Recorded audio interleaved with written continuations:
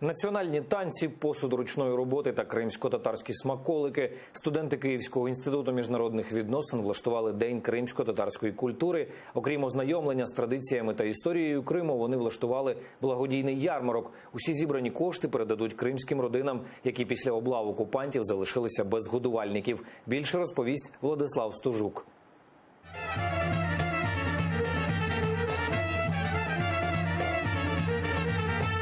Національний танок «Хайтарма», кава на піску та кримсько-татарські смаколики. Студенти-міжнародники вирішили познайомити українців з кримсько-татарською культурою. Ініціаторка акції Еліна Мамутова, кримська татарка, вже 2 роки вивчає міжнародне право. Каже, ідея виникла випадково. Нужно показать, напомнить людям, что у нас все еще есть яркая культура, что у нас есть интересная история. Вот. И мы сидели с подругами, просто разговаривали, обсуждали все эти проблемы и дела. И мне резко пришла в голову идея о том, что все-таки нужно провести такой день.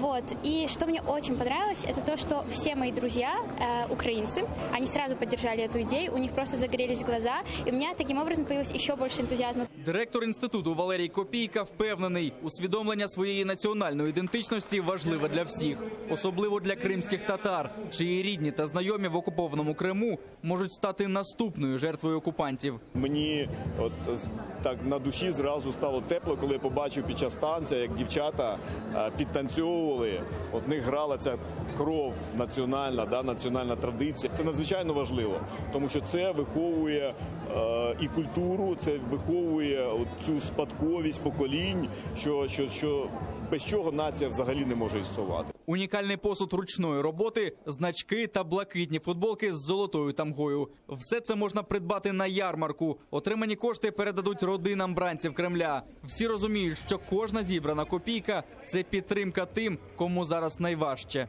У мене сусідка по кімнаті в гуртожитку, це кримська татарка, яка виявила таку ініціативу, і всі радо підтримали, оскільки ми зараз дуже хвилюємося через ту ситуацію, яку маємо.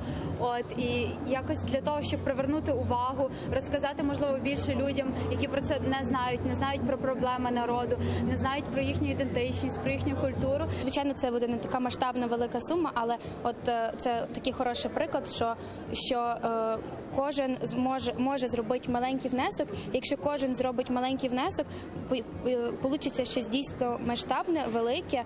І якщо ми об'єднаємося всі разом, ми зможемо справді зробити щось велике і повпливати на все, що нас оточує. Активна, патріотична та мотивована молодь – майбутнє вільного Криму, впевнений голова Меджлісу Рефат Чубаров. Після деокупації півострова саме їм доведеться відновлювати і розвивати свою батьківщину.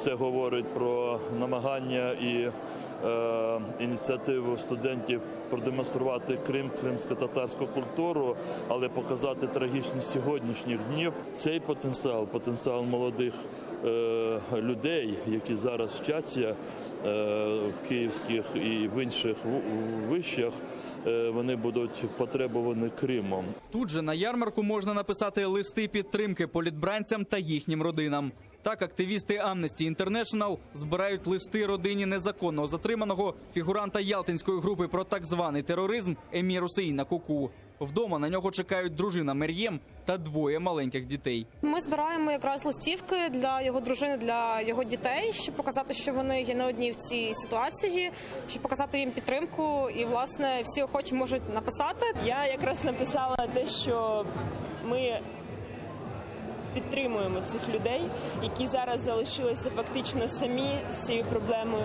але вони не повинні забувати про те, що разом з ними весь світ, вони переживають, вони страждають і вони нещасні через це. І я висловила свою підтримку і сказала те, що з нами Бог, з нами любов, і все буде добре. Лише за пару годин вдалося зібрати кілька тисяч гривень. Кожна копійка стане допомогою для 170 дітей, які після облав окупантів лишилися годувальників. А кримсько-татарські та українські студенти довели, що не залишать співвітчизників у біді. Владислав Стужук, Нікіта Проскурін, Заман, АТР.